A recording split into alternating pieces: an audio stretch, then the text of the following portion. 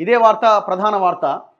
యాక్చువల్గా దీని మీద నేను ఇంతకుముందు ఇంట్రోలో చెప్పినట్టు ఒక భయంకరమైన కుట్ర జరుగుతున్నది. ఆ కుట్ర ఏంటనేది మనం ఇప్పుడు చూద్దాం. వెలుగులో ఇదంతా రాసుకుంటూ వచ్చారు. అసలు రాయాల్సిన వార్త ఇది కాదు. సరే చదువుదాం. కృష్ణా నీళ్లపై ముదురుతున్న లొల్లి, 2 నెలల్లోనే ప్రాజెక్టులను ఢిల్లీ చేతిలో పెట్టిండ్రు అని హరీష్ రావు అంటుండు. హరీష్ చెప్పేవన్నీ పచ్చి అబద్ధాలు. ఉత్తమ్ కుమార్ రెడ్డి అంటున్నాడు, 10 ఏళ్లలో కేంద్రం ఎంత ఒత్తిడి చేసినా మేము ఒప్పుకోలే. ప్రాజెక్టులను బోర్డుకు ఇచ్చేందుకు ఒప్పుకున్నదే కేసీఆర్. మితిమీరిన అహంకారంతో సీఎం మాట్లాడుతున్నాడు. మేము ఆయన లెక్క కాదు, సంస్కారంతో మాట్లాడతాం. ఇక నువ్వు సంస్కారం గురించి నువ్వు, నీ కుటుంబము, మీ మామ మీరే చెప్పాలి. మరి అదే కేంద్ర మంత్రి కిషన్ రెడ్డిని ఉద్దేశించి మాట్లాడిన సంస్కారవంతుడు ఎవడా? మిస్టర్ హరీష్ రావు, సమాధానం చెప్పు. పోతిరెడ్డిపాడు విస్తరణ టైంలో మేము మంత్రులుగానే లేం. రాయలసీమ లిఫ్ట్కు ఏపీ 2020 మే 5వ తేదీన జీవో ఇస్తే మేము కేంద్రానికి ఫిర్యాదు చేసినాం. రేవంత్కు సబ్జెక్ట్ లేక గాయి గత్ర చేస్తున్నాడు, బూతులతో బుల్డోజ్ చేస్తున్నాడు. దగుల్బాజీతనాన్ని జనం ఎన్నటికీ సహించరు. నీళ్లపై అసెంబ్లీలో ఎంతసేపైనా చర్చకు సిద్ధం. Harish Rao, one time seed money కింద 200 కోట్లు కేటాయించింది ఎవరు? కేసీఆర్ జగన్ భేటీ తర్వాతనే రాయలసీమ లిఫ్ట్ జీవో వచ్చింది. ఉత్తమ్, కమిషన్లకు కక్కుర్తిపడి రాష్ట్ర ప్రజలకు తీవ్ర అన్యాయం చేసిండ్రు. తెలంగాణకు రావాల్సిన 551 టీఎంసీల వాటా 299కి ఎవరి వల్ల తగ్గింది? ఇదే హరీష్ రావు పోయి ఒప్పుకొని వచ్చిండు. రాయలసీమ లిఫ్ట్ టెండర్లు పూర్తయ్యేదాకా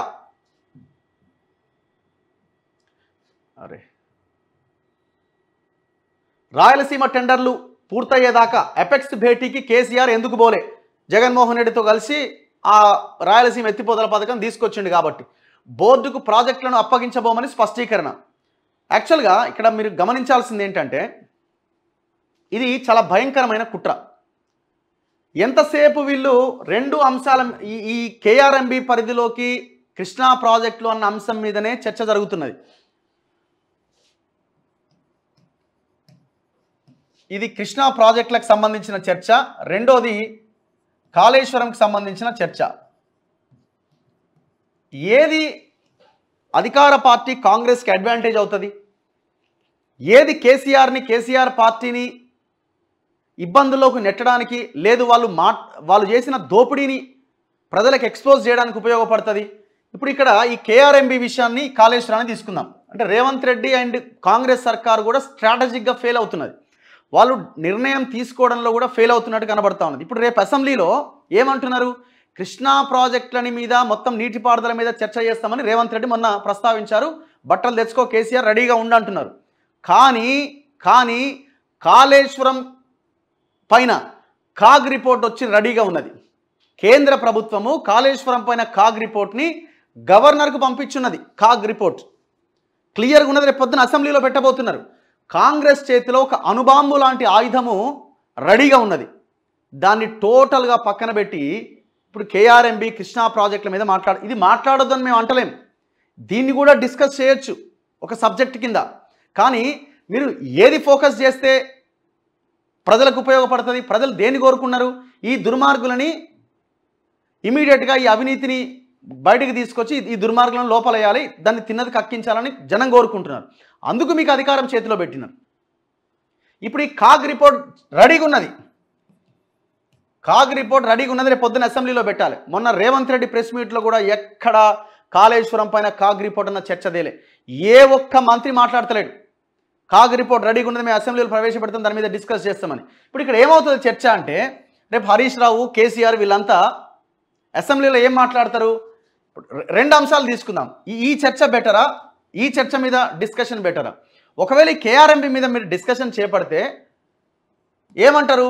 రేవంత్ రెడ్డి టీడీపీలో ఉన్నాడు, గతంలో చంద్రబాబు నాయుడు మనిషి, లేదు గతంలో రాజశేఖర రెడ్డి పోతిరెడ్డిపాడు సామర్థ్యం పెంచేటప్పుడు మీరంతా కాంగ్రెస్లో ఉన్నారు.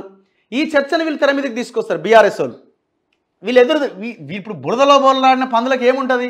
వీళ్ళు రాష్ట్రం రాకముందు ఉన్న చర్చను తెర మీదకి తీసుకొస్తారు. రాష్ట్రం వచ్చిన తర్వాత మేమేం చేసినామన్న దాంట్లోకి వీళ్ళు వెళ్ళరు. మీరు చూడండి, హరీష్ రావు ఇదే లైన్ ఎత్తుకున్నాడు. ఏమంటున్నాడు ఇక్కడ? ఇగో, పోతిరెడ్డిపాడు విస్తరణ టైంలో మేము మంత్రులుగా లేం. సో ఇది గత ప్రభుత్వాలు చేసిందే, మాకేం సంబంధం లేదన్న దాన్ని వీళ్ళు తెర మీదకి తీసుకొస్తారు. కోమటిరెడ్డి మంత్రిగా ఉన్నాడు, ఉత్తమ్ కుమార్ రెడ్డి ఆనాడే మంత్రిగా ఉన్నాడు, కాంగ్రెస్ వాళ్ళు ఏం చేసిర్రు, మేము పోరాటం చేసినాడు, మీరు ఎక్కడున్నారు? ఈ అన్ని అంశాలు తెర మీదకి తీసుకొస్తారు వీళ్ళు. ఇప్పుడు ఏమవుతుంది, ఇప్పుడు సరే ఈ విషయంలో కూడా ఈ అధికార పక్షమే గెలవచ్చు, కానీ వీళ్ళు వేసే బురదని, వాళ్ళు వీళ్ళ మీద వేస్తున్న బురదని ఎవరు కడుక్కోగలుగుతారన్న దాని మీదనే డిస్కషన్ వెళ్ళిపోతుంది.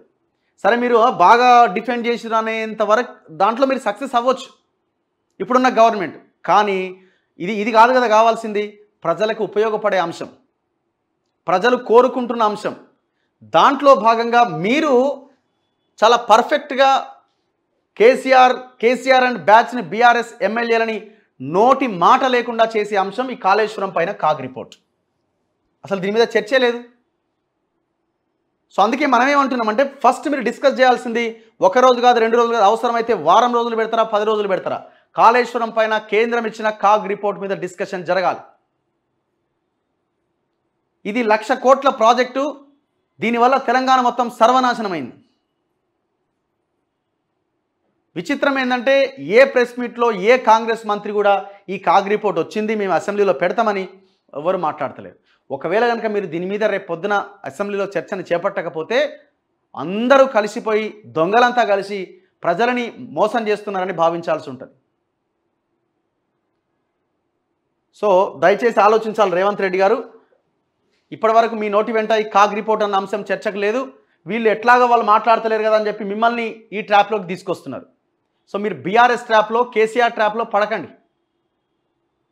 ఒకవేళ మీరు కేఆర్ఎంబీ మీదనే, కృష్ణా ప్రాజెక్టుల మీదనే మెయిన్ చర్చగా మీరు చేపడితే అందులో మీరు గెలవగలరేమో, కానీ మీరు బాగా మాట్లాడారు, మీరు బాగా ఫోకస్ చేశారని చెప్పగలరు. ఎందుకంటే వీళ్ళ వైపు తప్పులు ఉన్నాయి, 100% అందులో డౌట్ లేదు. కానీ మీరు అనుకున్న లక్ష్యాన్ని చేరుకోలేరు, దానివల్ల ఉపయోగం లేదు.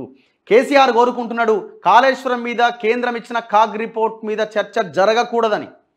అది ఒకవేళ జరిగితే రేపటి ఎంపీ ఎలక్షన్లో నాకు డ్యామేజ్ చేస్తుందని కోరుకుంటున్నాడు. సో ఆ ట్రాప్లో మీరు పడితే కేసీఆర్ సక్సెస్ అవుతాడు ఇక్కడ.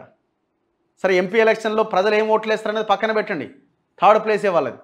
కానీ ఇష్యూని మొత్తం పార్టీ మొత్తం డ్యామేజ్ అవ్వకుండా చూసుకోవడానికి కేసీఆర్ ప్రయత్నం చేస్తున్నాడు. అందులో భాగంగానే ఈ కేఆర్ఎంబీ కృష్ణా ప్రాజెక్టుల మీదనే చర్చ మనకి సేఫ్ అని అనుకుంటున్నాడు. ఎట్లా సేఫ్ అనుకుంటున్నాడు అంటే మీ మీద కూడా ఏదో ఒకటి మాట్లాడడానికి వీళ్ళకి ఒక అవకాశం ఉన్నది. ఏమున్నది, గత ప్రభుత్వము, గతం కాంగ్రెస్, మీరే మంత్రులుగా ఉన్నారు, మీరు టీడీపీ నాయకుడు, ఇవన్నీ మాట్లాడడానికి అవకాశం ఉన్నది. సో అందుకే అది కాదు రావాల్సింది, కాళేశ్వరం మీద కాగ్ రిపోర్ట్ మీద చర్చ జరగాలి.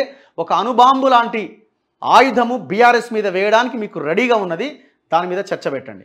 ఒకవేళ మీరు దాని మీద చర్చ పెట్టలేదా అందరూ కలిసిపోయి, ముఠా అంతా కలిసిపోయి ప్రజల్ని మోసం చేస్తున్నదని భావించాల్సి ఉంటుంది.